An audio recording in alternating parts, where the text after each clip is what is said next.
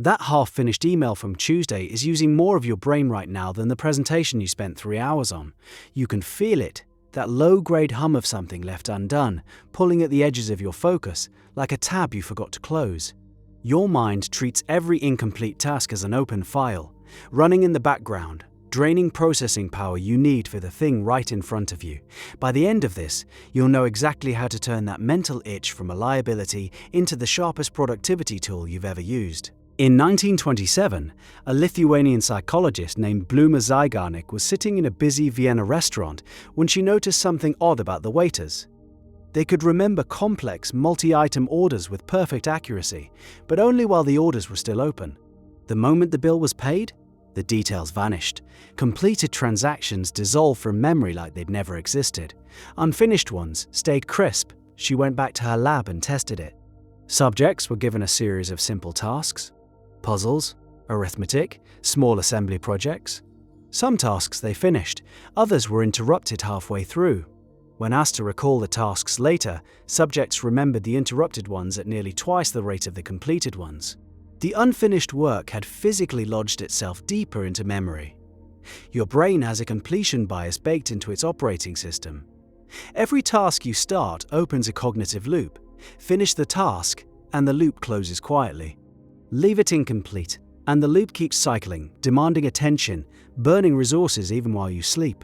That pile of half-started projects on your desk, the text you haven't replied to, the doctor's appointment you keep meaning to schedule, each one is an open loop consuming mental bandwidth you think you have available. You don't. So why would your brain torture you like this? The mechanism actually serves a purpose. Open loops kept our ancestors alive. Remembering where you left off tracking an animal, which berries you hadn't yet tested, where the unfinished shelter still needed reinforcement. Forgetting those things could kill you. Your brain evolved to nag you about incomplete survival tasks. The problem is that it can't distinguish between unfinished shelter that might collapse tonight and unfinished spreadsheet that's due next Friday. It assigns the same urgency to both. David Allen, the productivity consultant behind the Getting Things Done methodology, stumbled onto something Zeigarnik would have recognized immediately. He found that simply writing down a task and defining its next physical action reduced the mental load almost as much as completing the task itself. The brain responds to capture. When you externalize an open loop, put it on paper, put it in a system, the cognitive cycle partially releases. Your mind gets the signal. This is handled. Someone's watching it. You can let go. Here's where this gets useful, because the effect works in both directions. You can deliberately open loops to make yourself unable to forget something. Writers have done this instinctively for centuries. Hemingway famously stopped writing each day mid-sentence. He'd quit in the middle of a paragraph, sometimes in the middle of a thought, and walk away. The next morning, he'd sit down and the words would already be flowing because his brain had been chewing on that open loop all night. The unfinished sentence pulled him back to the desk like gravity. Think about the last time you binged a TV series. Every episode ends on a cliffhanger, a question unanswered, a conflict unresolved. That's manufactured Zeigarnik. The showrunners are opening a loop in your brain and refusing to close it, knowing the tension will drag you into the next episode. Netflix didn't invent this, they just industrialized it. You can do the same thing with your own work. Starting a task is the hardest part for most people. Momentum is everything, and a cold start requires the most energy. But if you stop mid-task deliberately, leave the email half-drafted, leave the code half-written, leave the outline with a gap where the conclusion should be, you convert tomorrow's cold start into a warm one. Your brain has been preloading the work overnight. You sit down, and the resistance is already thinner.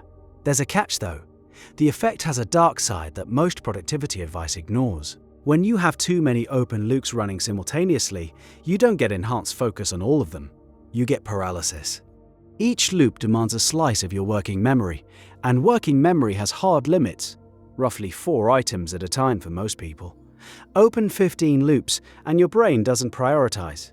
It thrashes, cycling between tasks without making progress on any of them.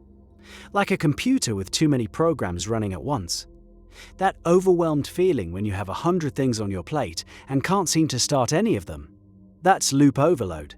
Your cognitive resources are so fragmented across open tasks that none of them gets enough processing power to actually move forward. The nagging intensifies, which increases stress, which further reduces your working memory capacity. A vicious cycle.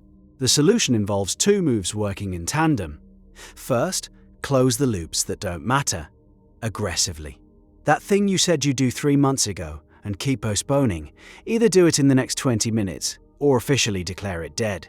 Delete it. Tell the person you're not going to do it. Cancel the plan. Each abandoned loop you close releases cognitive bandwidth immediately. You'll feel the relief physically, a lightness behind your eyes, a clearing of fog you didn't realize was there. Second, keep only 2 or 3 strategic loops open at a time. These are your chosen projects, your meaningful work, the things you actually want your brain chewing on at 3 a.m. Protect them. Give them room. Hemingway didn't stop mid-sentence on 15 different novels. He stopped mid-sentence on one. The practical application looks like this. At the end of your workday, pick your most important task for tomorrow. Start it. Spend just 5 minutes on it. Open the document, write the first paragraph, sketch the first diagram, draft the first line of code, then stop. Walk away. Leave it mid-thought on purpose. You've just planted a seed that your subconscious will water all evening. When you sit down tomorrow morning, you won't be staring at a blank page. You'll be continuing a thought that's already in motion.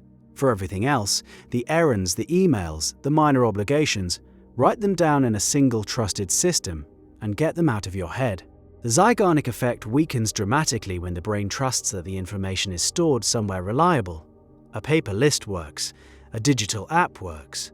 What doesn't work is keeping it in your head, because your head interprets that as an open loop requiring active maintenance.